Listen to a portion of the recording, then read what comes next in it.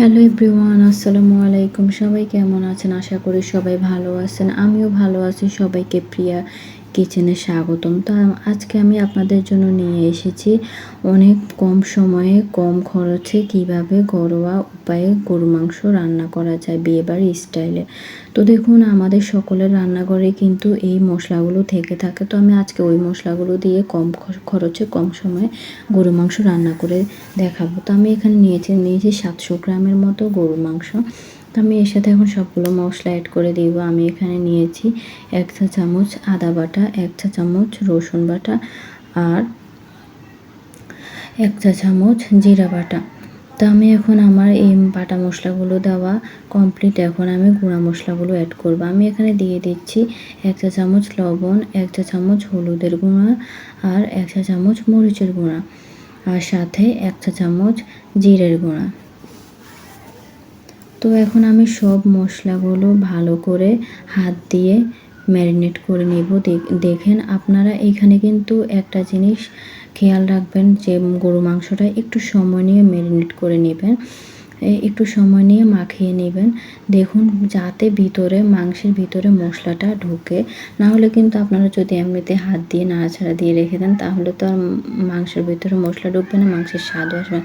তো আমি ম্যারিনেট করে 30 মিনিটের মতো রেখে দিয়েছি। আপনাদের সময় থাকলে আপনারা 1 ঘন্টাও রাখতে পারেন। তো আমি এখন 30 মিনিট পরে একটা কড়াইয়ে তেল দিয়ে আমি দিয়ে দিচ্ছি 2 কাপ পরিমাণ পেঁয়াজ কুচি।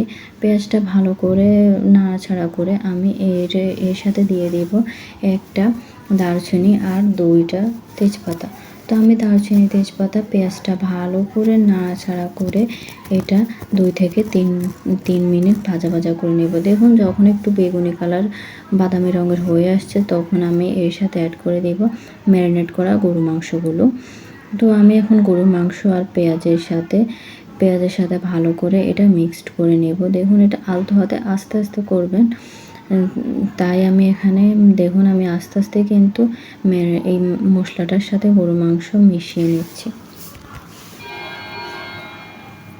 তো দেখুন আমি এখন ভালো করে মশলার সাথে এগুলো মিক্সড করে নেব। একটু সময় নিয়ে কিন্তু নাড়াচাড়া করবেন যাতে তেল আর পেঁয়াজের সাথে গরু মাংসগুলো ভালো করে মিশে। তো আমি এখন সবগুলো নাড়াচাড়া করে এখন 10 মিনিটের মতো একটু কষিয়ে নেব। এই সময় কিন্তু আপনারা গ্যাসের সাউন্ড একদম লো আঁচে রাখবেন, যার কারণে দেখবেন নিচ থেকে গরু মাংস থেকে অনেক পানি বের হয়ে যাবে। আর ওই পানির মধ্যে কিন্তু আপনারা মাংসটা রান্না করে ফেলতে পারবেন বা কষিয়ে নিতে পারবেন। তো দেখুন আমি এখন 10 থেকে 15 মিনিট পরে আমার ঢাকনাটা তুলে দেখি গরু মাংসটা 20% হয়ে গেছে। তো এখন দেখুন গরু মাংস থেকে কিন্তু অনেক পানিও বের হয়ে আসছে। তো আমি এখন গরু মাংসগুলো আবারও ভালো করে নাড়াচাড়া করে এর মধ্যে দিয়ে দেব একটি আলু। এটা কিন্তু বড় সাইজের একটি আলু। আপনারা আলুটা দিতেও পারেন, নাও দিতে পারেন। আমি যেহেতু আলু পছন্দ করি তাই আমি গরু মাংসের সাথে আলুটা অ্যাড করেছি।